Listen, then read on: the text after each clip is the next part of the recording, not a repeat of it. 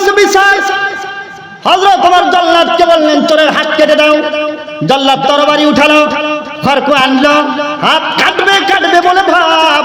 হযরত ওমর বলেন একটু আসামির আত্মপক্ষ সমর্থন একটু শুনতে চাই, তার তো একটা বক্তৃতা থাকতে পারে। ভাই আচ্ছা তুই একটু বল তো, তুই তোর মালিকের শ্রমিক, মালিকের উট চুরি করলি কেন? এবার চোরেরা কয় হুজুর বেতন যা পাই তা দিয়ে 20 দিন চলে। কয় দিন? আর 10 দিন ঋণ করা লাগে, এই জন্য কয়েকটা উট চুরি করে রাখছি। হযরত ওমর মালিক পক্ষকে ডাকলেন, শ্রমিকদেরকে ডাকলেন, মালিক পক্ষকে বললেন যে আমি যে রায় করব আজকে তোমরা শুনবা? জি। শ্রমিকদেরকে বললেন আমি রায় করব, শুনবা? জি। শ্রমিকদেরকে বললেন আচ্ছা তোরা যে উট চুরি করলি, বেতন যদি তোদের ওই 10 দিনের জন্য যা লাগে বৃদ্ধি করা যায়, আর কি চুরি করবি কোনোদিন? শ্রমিকরা কয় হুজুর আর জিন্দেগিতে কোনোদিন চুরি করব না, আজকের বারে আমাদের মাফ করে দেন, হাতটা কাটেন না হুজুর। সুবহানাল্লাহ। পূর্ববর্তী খলিফার আমলটা কি ছিল? সুবহানাল্লাহ। কাল কইেন হযরত ওমর রাদিয়াল্লাহু তাআলা আনহু সকালবেলা ঘুম থেকে উঠলেন। ও বন্ধুরা, কাক ডাকা ভোরে তিনি টিফিন কেয়ার হাতে নিয়ে বকরির কাবাব আর রুটির বক্সটা নিয়ে মদিনার পথে চলতে শুরু করলেন। 1 কিলোমিটার রাস্তা চললেন, তিনি কোনো আলামত দেখলেন না। 2 কিলোমিটার রাস্তা চললেন, দেখলেন মদিনার ডাস্টবিন, মদিনা শহরের ময়লা আবর্জনা যেখানে ফেলা হয় ওই ডাস্টবিনের ভিতরে একজন অন্ধ মানুষ বসে আছে। এই লোকটার 2টা হাতও নাই, 2টা পাও নাই, চক্ষু দুটি অন্ধ, দেখতে পায় না। ওই লোকটার চেহারার দিকে তাকিয়ে হযরত ওমর অনুমান করলেন লোকটার মনে হয় ক্ষুধা লেগে গেছে। হযরত ওমর রাদিয়াল্লাহু তাআলা আনহু বুঝতে আর বাদ রইল না, তিনি এবার বুঝে ফেললেন নিশ্চয়ই আমার পূর্বের খলিফা প্রত্যেক দিন সকালবেলা এই লোকটাকে খাবার খাওয়ানোর জন্য মদিনার ডাস্টবিনের ভিতরে আসতেন। খলিফা গিয়ে অবন্ধ বেচারার সামনে দাঁড়ালেন। অবন্ধ কিতাবের ভিতরে লেখে হযরত ওমর কৌতূহল নিয়ে লোকটাকে জিজ্ঞাসা করলেন বন্ধুরে তোমার জন্য খাবার নিয়ে এসেছি আমি। ওই লোকটা ধমক দিয়ে বলে গতকালকে তো আরো 1 ঘন্টা আগে খাবার এসেছিল, আজকে দেরি হলো কেন? হযরত ওমর বলেন তাহলে গতকাল এই লোকটা পর্যন্ত খাবার চলে এসেছিল। ভাই গোস্তাকি মাফ করবেন, আজকে আমার আসতে একটু দেরি হয়ে গেছে, তাহলে তাড়াতাড়ি খাবার দাও। হযরত ওমর দেখলেন লোকটার 2টা হাত নাই, পাও নাই, চক্ষু দুটি অন্ধ। উনি নিজ হাতে রুটির টুকরা ছিনলেন, গোশত তার ভিতরে নিলেন, লোকটার মুখে তুলে দিচ্ছিলেন। এই লোকটা বলে মিয়া তুমি তো খানা খাওয়ানি জানো না, তুমি কোন দায়িত্বে আছো মদিনার? কয় কেন মদিনার খলিফা আমি প্রেসিডেন্ট হয়ে গেছি। কয় কোন পাগলেরা তোমাকে প্রেসিডেন্ট বানাইলো? তুমি তো খানা খাওয়ানি জানো না, অন্ধ ব্যক্তির কাছে এসে তুমি হার মারলে। কেন কিভাবে খানা খাওয়াতে হয়? গতকাল পর্যন্ত যেই লোকটা আমাকে খাবার খাওয়াইছে, সর্বপ্রথম ওই লোকটা রুটি এবং গোশতের টুকরা ছিঁড়ে নিজের ঠোঁটের উপরে নিত, নিজের ঠোঁটে নিয়ে মুখে নিয়ে তারপরে আমার ঠোঁটের মধ্যে পুড়ে দিত। উনি রুটি ছিঁড়ে আমার হাত দিয়ে আমার মুখে খাবার তুলে দেয় না। ইসলাম সেটা পরশমণি, ইসলাম সেটা পরশমণি, তাদেরকে পেয়েছে খুঁজি, তাদের পরশে শোনা হলো যারা তাদের ওই মোরা বুঝি। বলেছেন হযরত শেষ পয়গম্বর আমার পরে যদি নবী হতো কেউ হতো ঠিক সেই ওমর। অর্ধ পৃথিবী করেছে শাসন, ধুলির তখতে বসি, খেজুর পাতার প্রাসাদ খানি বারবার যাইতে বসি। হযরত ওমরকে ধমক দিয়ে বলেন খাবার খাওয়ানো তুমি জানো না, অতএব তুমি এখান থেকে চলে যাও। হযরত ওমর লোকটার কাছে কয় ভাই গোস্তাকি মাফ করবেন, আমার বেয়াদবি হয়ে গেছে। তুমি যে লোকটার কথা বলছো, গতকাল পর্যন্ত যে লোকটা এসে তোমাকে খাবার খাওয়াচ্ছে, ওই লোকটার শরীরের মধ্যে মদিনার আলো বাতাস আর কোনোদিন লাগবে না, মদিনার সূর্য কোনোদিন ওই লোকটাকে আর দেখবে না, মদিনার কোন বাগানের ভিতরে আর ওই লোকটা কোনোদিন ঘুরে বেড়াবে না, ওই লোকটা মদিনার ডাস্টবিন পর্যন্ত আর আসবে না। উনি তো আল্লাহর পয়গম্বরের প্রিয় সাহাবী, প্রথম খলিফা হযরত আবু বকর সিদ্দিক রাদিয়াল্লাহু তাআলা আনহু। উনি দুনিয়া থেকে চলে গেছেন, আমি গুনাহগারকে দায়িত্ব দেওয়া হয়েছে। ভাই আমি আসলাম, আগামী কাল থেকে এই ভুলটা আমার আর হবে না। যেভাবে তোমাকে খানা খাওয়াইলে সুবিধা, সেভাবেই আমি তোমাকে খানা খাওয়াবো। ওই লোকটা অন্ধ লোকটা চোখের পানি ফেলে দিয়ে একেবারে চিৎকার দিয়ে কান্নাকাটি শুরু করল। জন্য হযরত ওমর বলেন, ভাই তুমি আর মনে ব্যথা নিও না, তুমি আজকের ব্যাপারে আমি নিজেই দুঃখিত। ওই লোকটা কয় না, ওই জন্য তো ব্যথা আমার না। একদিন বহুদিন পূর্বে আমি এক জঙ্গলের ভিতরে অবস্থানরত ছিলাম, দেখলাম জঙ্গলের ভিতরে একজন মানুষ তাওরাত কিতাব পড়ে, এক ইহুদি পণ্ডিত তাওরাত কিতাবের ভিতরে উনি তেলাওয়াত করতেছেন যে আখিরি জামানার পয়গম্বরের খলিফা, প্রথম খলিফা আবু বকর, তিনি মদিনার ডাস্টবিনের ভিতরে একজন অন্ধ মানুষকে খানা খাওয়াবে। এই লোকটা বলে, আমি অন্ধ, হাত দুটি আমার নাই, পা আমার নাই, আমি জাতে হলাম ইহুদি সম্প্রদায়ের লোক। আমি ওই কথাটা পরীক্ষা করার জন্য ওই জঙ্গল থেকে আমি লোকেশন নিয়ে নিয়ে মদিনার ডাস্টবিনের ভিতরে আসছিলাম। এসে আমি ওই সোনার মানুষটাকে পেয়েছিলাম। ওই লোকটা আমাকে শুধু খাবার খাওয়াই চলে গেল, আমাকেও কোনোদিন নাম ঠিকানা জিজ্ঞাসা করলো না, আমিও তাকে নাম ঠিকানা জিজ্ঞাসা করি নাই। যেহেতু তুমি দ্বিতীয় খলিফা, আমি চাইছিলাম আবু বকর সিদ্দিকের হাতে বায়াতের হাতখানা দিয়ে কালেমা পড়ে মুসলমান হয়ে যাব। এক্ষুনি তোমার হাতের ভিতরে বায়াতের হাতখানা রাখলাম, তুমি আমাকে কালেমা পড়ে মুসলমান বানায় নাও। আগামী ওয়াক্ত থেকে তুমি হবে আমাদের ইমাম, আমি হব তোমার প্রথম কাতারের মুসল্লি। হযরত ওমরের হাত ধরে অন্ধ লোকটা কালেমা পড়ে মুসলমান হলেন। এই হলো সাহাবায়ে কেরামের জামানার। ওই যে সাধারণ প্রজাদের 5টা মৌলিক অধিকার আছে। কয়টা? খাদ্য, বস্ত্র, বাসস্থান, শিক্ষা, চিকিৎসা, সুবিচার, 6টা। এই যে মৌলিক অধিকার, আমি আপনাদের একটু জিজ্ঞাসা করি, 1 নম্বরে খাদ্য মদিনার জনগণ পায় না? পায় না? সমান পায় না? সুষম বন্টন পায়? হ্যাঁ, বন্টন 2 প্রকার। বন্টন কয় প্রকার? একটা হচ্ছে সুষম বন্টন, মনে রাখবেন, আর একটি হচ্ছে সমান বন্টন। সুষম বন্টন বলা হয় এক গরিবের পরিবারে লোক সংখ্যা 10 জন, তার 1 মাস পর্যন্ত আর অভাব না হয়। আর একজনের পরিবারে মানুষ 3 জন, তাকে কয়টা দেওয়া? 3টা দেওয়া। এটাকে বলা হয় সুষম বন্টন। আর সমান বন্টন বলা হয় মেম্বারেরও 1 বস্তা, গরিবেরও 1 বস্তা। এটাকে বলা হয় সমান বন্টন। আপনারা একটু বলুন তো, বর্তমান বিশ্বে সুষম বন্টন হয় না সমান বন্টন হয়? হ্যাঁ হ্যাঁ, লোহা এবং লবণ সমান সমান বদল। ধরে বলেন কথা ঠিক না ঠিক? তো সাহাবায়ে কেরাম করতেন সুষম বন্টন। এজন্য মদিনাতে খাদ্যের ঘাটতির অভাব কোনোদিন ঘাটতি হয় নাই। বস্ত্র, শীতের দিনে হযরত ওসমান গনি রাদিয়াল্লাহু তাআলা আনহু কম্বল পিঠের উপরে নিয়ে খলিফাতুল মুসলিমিন হযরত ওসমান ওই বাজারের ভিতরে গ্রামে গ্রামে ঘুরতেন আর বলতেন, কম্বল লাগবে, কম্বল লাগবে। সুবহানাল্লাহ, সুবহানাল্লাহ। কিসওয়াতুল উরিয়ান, হযরত ওমরের কাছে মানুষকে কাপড় পরানো খুব পছন্দের কাজ ছিল। এভাবে সাহাবায়ে কেরাম রাদিয়াল্লাহু তাআলা আলাইহিম আজমাইন বস্ত্রের ব্যবস্থা করেছেন। বাসস্থান, মদিনার মানুষ মনে হয় গাছতলায় পড়ে মরে গেছে, দুর্ভিক্ষ। হযরত ওমর রাদিয়াল্লাহু তাআলা আনহু শাসনামল, আবু বকর সিদ্দিক, আলী, ওসমান শাসনামলে মানুষ, ওই জামানার মানুষ প্রজা মরে ঘি খেয়ে, রাজা মরে না খেয়ে। ওই জামানায় কি খান? প্রজা মরে ঘি খেয়ে, রাজা মরে না খেয়ে। আর বর্তমান আমাদের দেশের কথা যদি বলি, প্রজা মরে না খেয়ে, রাজার বেগম পাড়া। কথা পায়, প্রজা ভাত পায় না, তোমার বেগম পাড়া বাড়ি আমেরিকাতে 206টা। ব্যাপার কি? 360টা বাড়ি। ওরে বাপ রে বাপ, 3.5 হাত কবরের জায়গায় তো যথেষ্ট। এত বাড়িতে করবেটা কি মানুষ? কোটি কোটি টাকা চুরি করে, এটা তো চুরিও বলা যাবে না, ধর্ম টাকা। আমার ভাইরা, বিরক্ত হইতেছেন আপনারা না? আপনারা যে এত রাত্রি পর্যন্ত চেতন আছেন, আমি আপনাদেরকে সারে ধন্যবাদ। আমার ভাইরা, হযরত ওমর রাদিয়াল্লাহু তাআলা আনহু, আপনি আমাদের দেশের শ্রমিকদের আন্দোলন করতে হয় মালিক পক্ষের কাছে বেতন বাড়ানোর জন্য। ধরে বলেন কথা ঠিক না ঠিক? শ্রমিক দিবস, বিশ্ব শ্রমিক দিবস পালন করে আমার দেশের শ্রমিকরা ন্যায্য অধিকার ফিরে পায় না। আমার দেশের শ্রমিকের বুকের ভিতরে গুলি করে ঝাঁঝরা করে দেওয়া হয়। মালিক পক্ষ সরকারের সাথে লিয়াজু করে শ্রমিকের উপরে নির্বিচারে গুলি চালায়। হায় রে, কেমন কেমন বেঈমান হলে মানুষ এই ব্যবহারটা করতে পারে। আমার দেশের শ্রমিক যে আমাদেরকে শ্রম দেয়, তার কাছ থেকে শ্রমও নেই, আবার তার বুকটা গুলি করে ঝাঁঝরা করে দেয়। কেমন দিব খারাপ আল্লাহ। হযরত ওমর ফারুক রাদিয়াল্লাহু তাআলা আনহু শ্রমিকের অধিকার প্রতিষ্ঠা করেছেন।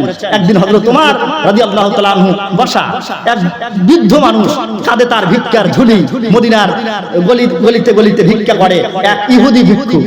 হযরত ওমর লোকটাকে দেখলেন যে লোকটার চেহারার ভিতরে মলিনতার ছাপ, আর মদিনার গলিতে গলিতে ভিক্ষা করে। হযরত ওমর ডাক দিলেন, ভাইজান কাম হিয়ার। ঠিক আছে, লোকটা আসলেন। হযরত ওমর জিজ্ঞাসা করলেন, ভাই তোমার কাঁধে ভিক্ষার ঝুলি কেন? কয় হুজুর আমি একজন ইহুদি, আপনার এদেশে আমি জিম্মি, কর দিয়ে মুসলমানদের রাষ্ট্রে আমার থাকতে হয়, আমি জিম্মি, তো ভিক্ষা করো কেন?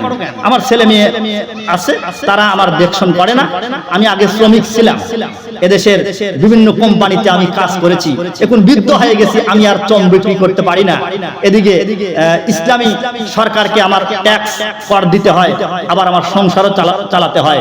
এজন্য আমি পেটের দায়ে এবং ট্যাক্স দেওয়ার জন্য আমি ভিক্ষার ঝুলি নিয়ে মদিনার রাস্তায় রাস্তায় ঘুরি। হযরত ওমর রাদিয়াল্লাহু তাআলা আনহু বললেন, ভাই এখানে 2 মিনিট একটু জিরাও, ভিক্ষার ঝুলিটা নিচে রাখো। লোকটা ভিক্ষার ঝুলি নিচে রাখলেন। হযরত ওমর বললেন, ঠান্ডা পানির ব্যবস্থা করলেন, পানি পান করো। ঠান্ডা পানি পান করলেন, স্বস্তির নিঃশ্বাস ফেললেন। হযরত ওমর তার পিএস কে ডেকে বললেন, প্রাইভেট সেক্রেটারি ডেকে বললেন, ভাই দেখো তো এই লোকটার মতো ওর এলাকায় আর কয়জন শ্রমিক এমন আছে যারা আগে শ্রম বিক্রি করতে কিন্তু এখন শ্রম দিতে পারে না, লিস্ট করে নিয়ে আসো। আর প্রত্যেকটা প্রাদেশিক গভর্নরদের কাছে হযরত ওমর ফরমান জারি করলেন, এলাকায় যত শ্রমিক আছে দুস্থ অসহায়, এদের নাম লিস্ট করে ব্যাংকে ওদের জন্য অ্যাকাউন্ট করে দাও। প্রতি মাসে যেই পরিমাণ খরচ লাগবে ওই পরিমাণ টাকা তারা ইসলামী রাষ্ট্রের কোষাগার থেকে নিয়ে তারা খরচ বহন করবে। হযরত ওমর প্রত্যেকটা শ্রমিকের জন্য, বুড়ো হয়ে গেছে তুমি শ্রম দিতে পারো না, গাছ বুড়ো হয়ে গেলে ফল দেয় না, ছায়া তো দেয়। ধরে বলেন কথা ঠিক না ঠিক? হযরত ওমর বললেন যে এগুলো তো ছায়া আমার দেশের, ওরা শ্রম দিতে পারছে না, গাছ বুড়ো হয়ে গেছে, ফল নাই, ছায়া আছে, ছায়ার দরকার আছে আমার। ভাই তোরা ফিরে আমার রাষ্ট্রীয় কোষাগার থেকে ভাতা পাবি, বেতন পাবি, আর তোরা খাবি, আর দোয়া করবি যেন আমরা সুষ্ঠুভাবে রাষ্ট্র পরিচালনা করতে পারি। সুবহানাল্লাহ জোরে সোরে আওয়াজ দিয়ে বলেন। শ্রমিকের ন্যায্য অধিকার হযরত ওমর রাদিয়াল্লাহু তাআলা আনহু প্রতিষ্ঠা করে গোটা পৃথিবীর সমস্ত রাজা বাদশাদেরকে দেখিয়ে গিয়েছেন রাষ্ট্র পরিচালনা করতে হলে মিস্টার জেলিনের বইতর পড়তে হবে না, সমাজতন্ত্র প্রবক্তার বইতর পড়তে হবে না, ওই সোভিয়েত ইউনিয়নের কাছে তোর যাওয়া লাগবে না, একমাত্র হযরত ওমরের জীবনীটা পড়লেই রাষ্ট্র পরিচালনা করা সম্ভব। সমর বিজ্ঞানী, রাষ্ট্রবিজ্ঞানী হযরত ওমর, সমর বিজ্ঞানী। যুদ্ধ যদি করতে হয় আলীর জীবনীটা পড়লেই বড় যোদ্ধা হওয়া যায়। বলুন কথা ঠিক না? আলী রাদিয়াল্লাহু তাআলা আনহু শেরে খোদা যুদ্ধের ময়দানে যে ঘোড়া নিয়ে উনি যুদ্ধ করেন, কিয়ামত পর্যন্ত যত আধুনিক অস্ত্র আবিষ্কার হবে সব অস্ত্রের পিছনে ঘোড়া আছে না নাই? জোরে আওয়াজ দেখুন, ঘোড়া আছে না নাই? বন্দুকের ঘোড়া আছে না? আপনার শ্যালো মেশিন, হ্যাঁ কয় ঘোড়া? 8 হর্স। আরে ভাই হর্স মানেই তো ঘোড়া। হ্যাঁ 8 হর্স, 16 হর্স, হর্স ইংরেজি শব্দ, ঘোড়া। তাহলে প্রত্যেকটা আধুনিক অস্ত্রের পিছনে ঘোড়া লাগে, যেই ঘোড়া ব্যবহার করেছেন হযরত আলী যুদ্ধের ময়দানে। হযরত ওমর রাদিয়াল্লাহু তাআলা আনহু, আপনি বলবেন যে হযরত ওমর রাদিয়াল্লাহু তাআলা আনহু দুর্নীতি দমন করতেন কিভাবে? হযরত ওমরের শাসনামলে একবার কিছু শ্রমিক গোলাম ওই মালিকের উট 10টা চুরি করে নিয়ে অন্য গ্রামে রেখে দিয়েছে। চুরি করছে, সাক্ষী প্রমাণে প্রমাণিত হলো যে ওই কোম্পানির যারা চাকর এরা উট কয়েকটা চুরি করে নিয়ে রেখে দিয়েছে। হযরত ওমর রাদিয়াল্লাহু তাআলা আনহুর কাছে বিচার আসলো, এই ভাই তোমরা বসো, এই ছেলেরা বসো বসো। 3 ঘন্টা ক্রিকেট খেলা দেখো টিভিতে, আমি জানি না, পেশাবও আসে না, উঠতেও মন চায় না। হযরত ওমর রাদিয়াল্লাহু তাআলা আনহু কাছে বিচার আসলো, মালিক পক্ষের উট 10টা চুরি করে নিয়ে 3 গোলাম অন্য গ্রামে বেঁধে রেখেছে। আমি আপনাদের একটু জিজ্ঞাসা করি, বলুন তো ইসলামে চোরের বিচার কি? জোরে আওয়াজ দেখান, কি? হাত কেটে দেওয়া। কিন্তু ইসলাম বলে যে ইসলাম সব চোরের হাত কাটে না, সব চোরের হাত কাটে না। চোর 2 প্রকার, মনে রাখবেন। কয় প্রকার? 1 নম্বর অভাবের চোর, 2 নম্বর স্বভাবের চোর, অভাবের চোর, ছেলে মেয়ে নিয়ে আর 10টা যা কামাই করে তা দিয়ে সংসার চলে না, একজনের একটা মিষ্টি কুমড়া একটা লাউ এগুলো চুরি করে, আছে না? আচ্ছা, গ্রাম দেশের ভাষায় যেগুলোকে ছাত্রা চোর বলা হয়। আর 2 নম্বর হলো স্বভাবের চোর। স্বভাবের চোর হলো বেতন 1.5 লাখ আর 5 লক্ষ কলমের খোঁচা দিয়ে চুরি করে। বলুন তো এই চোরগুলা শিক্ষিত না অশিক্ষিত? ইসলাম বলে অভাবের চোরের দারিদ্র্য বিমোচন করা হবে, তাকে কর্মসংস্থান দেওয়া হবে, ও কাজ করে খাবে, বেতন পাবে। আর স্বভাবের চোরের হাত কেটে দেওয়া হবে, এটা ইসলামী আইন। আপনারা একটু বলুন তো, স্বভাবের চোরের যদি হাত কেটে দেওয়া যায়, আপত্তি আছে কার কার? হাত তোলে। আচ্ছা, অভাবের চোরের হাত কাটলে আপত্তি আছে যে কেন তার হাত কাটা হলো? আমরা বলবো যে দারিদ্র্য বিমোচন করেছি, আর চুরি করবে না। আর স্বভাবের চোরের হাত কাটলে আমার তো মনে হয় বাংলাদেশের কেউ এটার উপরে প্রশ্ন তুলবে না। ধরে বলেন কথা ঠিক না ঠিক? আমি আপনাদের একটু জিজ্ঞাসা করতে চাই, রাত 12টার সময় আপনারা একটু ঠান্ডা মাথায় আমাকে জবাব দেন তো, বাংলাদেশে অভাবের চোর বেশি না স্বভাবের চোর বেশি? হ্যাঁ? আর স্বভাবের চোরগুলো শিক্ষিত না অশিক্ষিত? এক একজন বিসিএস ক্যাডার, তোমার আব্বা লক্ষ লক্ষ টাকা খরচ করে বিদেশ থেকে ডিগ্রি নেওয়ায় এসে তোমাকে বাংলাদেশের পবিত্র একটা চেয়ারে বসিয়ে দেওয়া হয়েছে, তোকে কি চুরি করার জন্য না পাগলের ঘরের পাগল? আমার ভাইরা, হযরত ওমর রাদিয়াল্লাহু তাআলা আনহুর কাছে বিচার, হযরত ওমর জল্লাদকে বললেন চোরের হাত কেটে দাও। জল্লাদ তরবারি উঠালো, খড়কো আনলো, হাত কাটবে বলে ভাব। হযরত ওমর বলেন একটু আসামির আত্মপক্ষ সমর্থন একটু শুনতে চাই, তার তো একটা বক্তৃতা থাকতে পারে।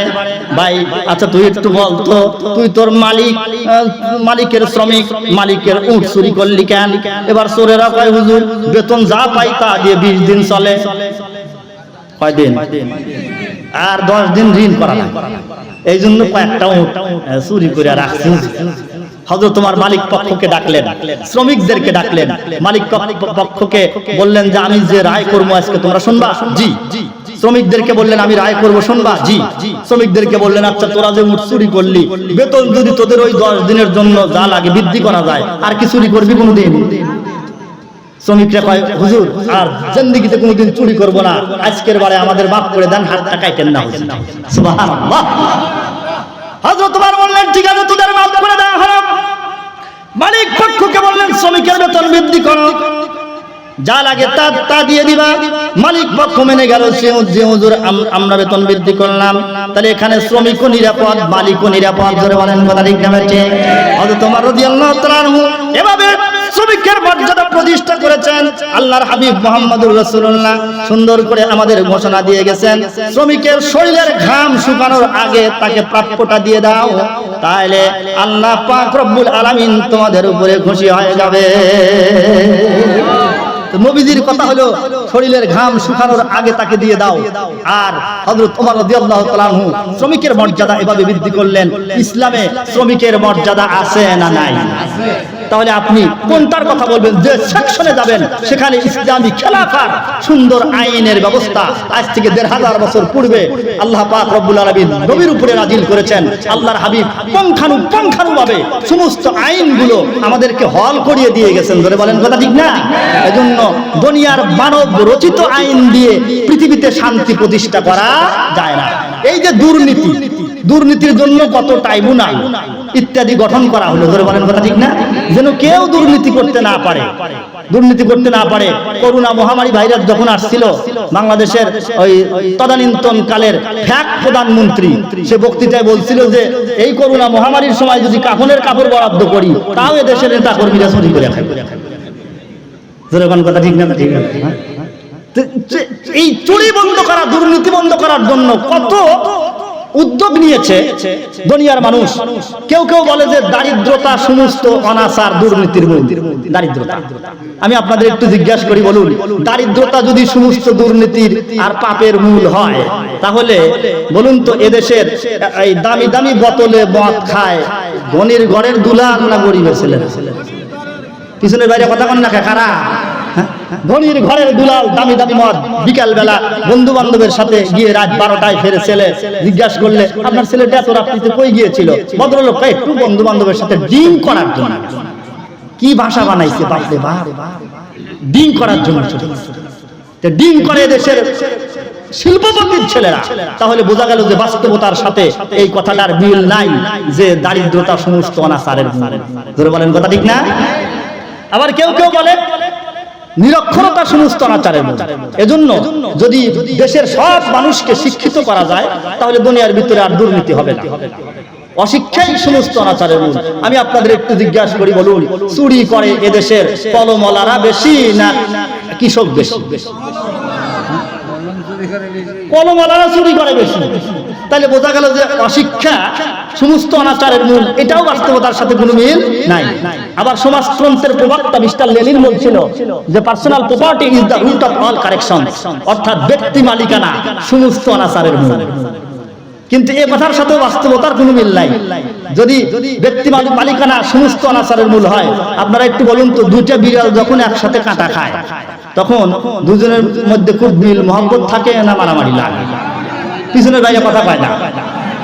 তাহলে বিড়ালের ব্যক্তি মালিকানা কই আছে? দুটি কুকুর যখন একসাথে মরা গরু খায় তখন আরেকজনকে দাওয়াত করে এনে খাওয়ায় না, এই দুইজনেরই মারামারি লাগে। তাহলে বোঝা গেল যে ব্যক্তি মালিকানা সমস্ত অনাচারের মূল, এটার সাথেও বাস্তবতার কোনো মিল নাই। এজন্য পৃথিবীতে যদি শান্তি প্রতিষ্ঠা করতে হয় তাহলে একমাত্র একটা জিনিসের মাধ্যমে শান্তি প্রতিষ্ঠা করা সম্ভব, তার নাম হলো আল কোরআন। ধরে বলেন তার নাম কি? আল কোরআন।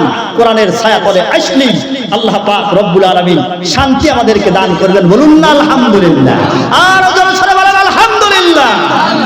আর যারাই এই কোরআন নিয়ে, ওই যে দুটি কথা আমি বলেছি, এক নম্বর আল্লাহর হুকুমের তাজিম, দুই নম্বর আল্লাহর জমিনে আল্লাহর খেলাফত প্রতিষ্ঠা করা, এই দুটি কাজ যারা করতে পেরেছে আল্লাহ পাক রব্বুল আলামিন তাদেরকে স্বর্ণের চাইতে দামি বানায় দিয়েছেন। আর 2 মিনিটে একটা কথা বলে শেষ। বিরক্ত হইতেছেন আপনারা? 2 মিনিট সময় লাগবে। হযরত ওসমান রাদিয়াল্লাহু তাআলা আনহুর নাম শুনেন না আপনারা? আল্লাহ রাসূলের কি হন যেন? এই আল্লাহ রাসূলের খলিফা, আবার জামাইও, দুই মেয়ের জামাই, জিন্নুরাইন। হযরত ওসমান রাদিয়াল্লাহু তাআলা আনহু যখন মক্কা থেকে মদিনায় আল্লাহ রাসূল হিজরত করলেন, হিজরত করার পরে মদিনার মধ্যে মুসলমানদের জন্য সবচাইতে যে জিনিসটা ক্রাইসিসের ছিল সেটা ছিল পানি। মরুর দেশে পানির অভাব। আল্লাহ রাসূল বললেন যে মদিনার মধ্যে একটা ইহুদির কূপ আছে, এই কূপটা যদি কেউ মুসলমানের জন্য কিনে পক্ষ করে দিতে পারে তাহলে আল্লাহ পাক জান্নাতের ভিতরে তাকে একটা ঝর্ণা দান করবেন। সংক্ষিপ্ত কথা নবীজি বলে হয়। সাহাবায়ে কেরাম রাসূলের এই কথাটা দুই দল দুই ভাবে ব্যাখ্যা করছে। একদল সাহাবায়ে কেরাম ব্যাখ্যায় নিলেন এটা যদি কূপটা কিনে মুসলমানের জন্য দিয়ে দেওয়া যায় তাহলে আল্লাহ পাক রব্বুল আলামিন জান্নাতের ভিতরে ঝর্ণা দিবেন। এক ব্যাখ্যা। হযরত ওসমান রাদিয়াল্লাহু তাআলা আনহু ব্যাখ্যা করলেন এই কথাটারই যে না, শুধু জান্নাতের ভিতরে ঝর্ণাই আল্লাহ পাক দিবেন না, জান্নাতও আল্লাহ দিবেন। কারণ জান্নাতের মধ্যে খালি ঝর্ণা দিয়ে কি হয়? জান্নাতে যদি আল্লাহ পাক না দেয় তাহলে তো ঝর্ণার প্রশ্নই আর ওঠে না। তাহলে বোঝা গেল যে এই ঝর্ণাও দিবেন, জান্নাতও আল্লাহ দিবেন। হযরত ওসমান রাদিয়াল্লাহু তাআলা মনে মনে এই ব্যাখ্যা করলেন।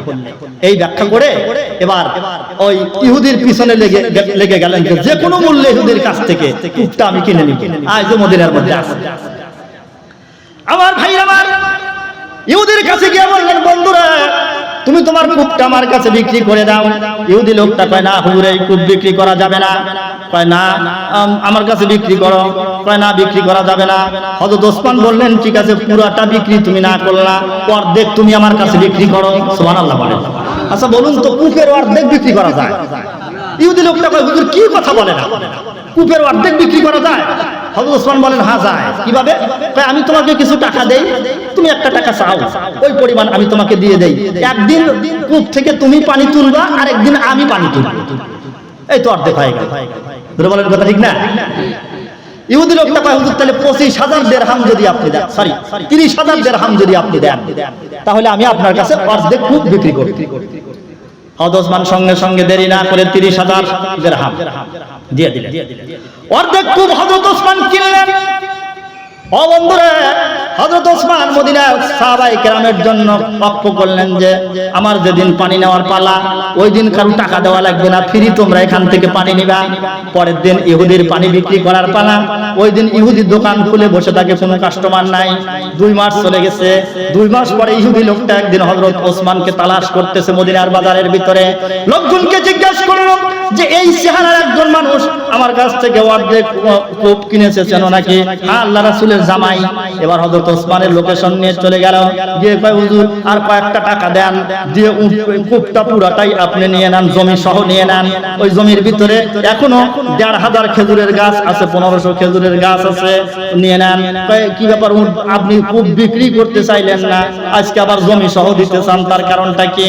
ওই লোকটা ডেকে বলে হুজুর আপনি আপনার কাছে অর্ধেক কূপ বিক্রি করার পরে আমার ব্যবসায় এখন লাল বাতি জ্বলে, কোনো কাস্টমার নাই, আপনার পালার দিন সব ফ্রি নিয়ে যায়, পরের দিন আমি দোকান খুলে বসে থাকি, পানি আর কেউ ক্রয় করে না, অতএব হুজুর আর কয়েকটা টাকা দিয়ে পুরোটা নিয়ে নেন জায়গা সহ। আরো 5000 দিরহাম হযরত ওসমান দিলেন। 35,000 দিরহাম দিয়ে এই কূপটা হযরত ওসমান কিনে নিলেন। হযরত ওসমান রাদিয়াল্লাহু তাআলা আনহু খেলাফতের আমল শেষ হয়ে গেল, মুসলমানদের জন্য তো অক্ষ করে দিয়েই চলে গেছেন। তারপরে অটোমানদের শাসন আমল, উমাইয়া শাসন আমল সব চলে গেছে। 1932 সালে যখন সৌদিরা যখন তারা খেলাফতের মসনাদে যখন তারা বসলো, সৌদি সরকার বসে দেখেছে মদিনার মধ্যে একটা কূপ, ওখানে খেজুরের গাছও আছে। কয়টা কথা বলছি আমি? 1500, 1500 খেজুরের গাছ আছে, সুন্দর পানির কূপ আছে। এটা যার যার মতো খেজুরগুলো পেড়ে নিয়ে যায়। এটার মূল মালিককে কাগজপাতি তালাশ করো তো, সুবহানাল্লাহ। সৌদি সরকার 1932 সালে কাগজপাতি তালাশ করে দেখে যে এই কূপ এবং জমির মালিক আল্লাহ রাসূলের জামাই হযরত ওসমান গনি রাদিয়াল্লাহু। কাগজপত্র বের করে কয় তাহলে হযরত ওসমানের দান করা এই ভূমি কূপ এটা যদি কেউ হস্তক্ষেপ করে তাহলে আগুনে হাত দেওয়া হবে। উনি যে দান করেছেন, হযরত ওসমানের দানের সাথে দুনিয়ার কোনো মানুষের দানের তুলনা হয় না। ধরে কথা ঠিক না? এবার করলো কি, সৌদি সরকার কৃষি মন্ত্রণালয়ের অধীনে কাগজপত্রগুলো দিয়ে দিলেন এবং হযরত ওসমানের নামে সৌদি আরবে আজ একটা ব্যাংকে অ্যাকাউন্ট করা আছে, ওসমানের নাম দিয়ে অ্যাকাউন্ট করা। যে বাগান থেকে যত খেজুর আসবে বছরে, এই টাকাগুলো ওই ব্যাংকের অ্যাকাউন্টে জমা হবে। এখানকার বিদ্যুৎ বিল, গ্যাসের বিল, পানির বিল যা আসবে সব হযরত ওসমানের নামে। আজও পর্যন্ত মাসে মাসে কারেন্ট বিলের কাগজে হযরত ওসমানের নাম আসে। সুবহানাল্লাহ বলেন। আমার ভাইরা, সৌদি সরকার উদ্যোগ নিয়েছে যেখানে একটা হোটেল, 5 স্টার হোটেল করা হবে। হোটেলের কাজ অলরেডি শুরু হয়ে গেছে। গত বছর আমার এক বন্ধু হজে গিয়েছিলেন, উনি এসে আমার বয়ান শুনে কয় দোস্ত ওখানে হোটেলের কাজ শুরু হয়ে গেছে, আমি দেখে আসলাম। 5 স্টার হোটেল হবে সেখানে। ওখান থেকে সৌদি সরকার ধারণা করেছে 50 মিলিয়ন রিয়াল, 50,000 মিলিয়ন রিয়াল প্রতি বছর ওখান থেকে আয় করা সম্ভব। আর সব টাকাগুলো হযরত ওসমানের অ্যাকাউন্টে জমা হবে। কিয়ামতের দিন আল্লাহর সামনে যখন দাঁড়াবে হযরত ওসমান গনি রাদিয়াল্লাহু তাআলা আনহু সবের পাহাড় দিয়ে আল্লাহর দরবারে দাঁড়াবে। আর আল্লাহ পাক রব্বুল আলামিন বলবেন, ওসমান দুনিয়ার থেকে তুমি হাজার হাজার বছর আগে বিদায় নিয়ে চলে গেছো, কিন্তু তোমার অ্যাকাউন্টে সৌদি গভর্নমেন্ট আজও ব্যাংকের ভিতরে তোমার অ্যাকাউন্টে টাকা জমা হয়। আমি আপনাদের একটু জিজ্ঞাসা করি, বলুন আল্লাহর পয়গম্বরের অনেক সাহাবায়ে কেরাম কোটি কোটি ডলার ইসলামী রাষ্ট্র প্রতিষ্ঠার জন্য, জিহাদের জন্য ব্যয় করেছেন, কিন্তু ওসমানের একটা অনন্য দান, জোরে বলেন কথা ঠিক না? ওসমানের দানটা অনন্য দান। আজও আপনি আমার এই বক্তৃতা যদি আপনি একটু চ্যালেঞ্জ করতে চান, তাহলে আপনি গুগলে সার্চ দিবেন, হযরত ওসমানের এই ব্যাপার নিয়ে সার্চ দিবেন। তারপরে আপনি সৌদিতে গিয়ে, মদিনায় গিয়ে খবর নেবেন যে হুজুর তো বয়ান করছিলেন এই বছর যারা হজে যাচ্ছেন যে 5 স্টার হোটেল হইতেছে ওই কূপের কাছে, দেখি তো ওই জায়গাটা কোন জায়গা, হাজীদের ওখানে নিয়ে যাওয়া হবে। তো আমি আপনাদের একটু জিজ্ঞাসা করতে চাই, বলুন হযরত ওসমান খোদার রাস্তায় দান করে ঠকে না যেতে? জোরে আওয়াজ দিয়ে বলেন, ঠকে না যেতে? হযরত ওসমান কি, আমার তো মনে হয় হযরত ওসমানের অ্যাকাউন্টে যে টাকা জড়ো হইতেছে কিয়ামত পর্যন্ত জড়ো হবে। আর বিনামূল্য চিকিৎসা খাতে সৌদি সরকার এই টাকাটা ব্যয় করবে, এই উদ্যোগ নিয়েছে। তো আমাদের 2-1টা হাত হযরত ওসমানের হাতের মতো থাকা দরকার। ঠিক না? যে আমার একটা টাকা অন মানি, আমার একটা টাকা যেন হযরত ওসমানের মতো খোদার অ্যাকাউন্টে জমা হয়। ইনশাআল্লাহ আমরা রাজি, ইনশাআল্লাহ আমরা রাজি, বলুন আলহামদুলিল্লাহ। মাগরিব থেকে নিয়ে আমার আগের হুজুর পর্যন্ত আপনারা হাজার হাজার টাকা এখানে দান করেছেন। সর্বশেষে আমি প্রধান বক্তা, অনেকেই একটু আগ্রহ নিয়ে থাকে যে প্রধান বক্তা হুজুরের কাছে 500 টাকা দেবো, বলেন কথা ঠিক না, হুজুরের কাছে 500 টাকা দেবো, এমন আগ্রহ নিয়ে অনেকে বসে আছেন। আমি 5টা মিনিট একটু আপনাদের বিরক্ত করব, যে যা পারেন, জোর জুলুম আমার নাই। তবে আমার একটা টার্গেট আছে, 1050 টাকা হইলে আমি আর চামু না, 1050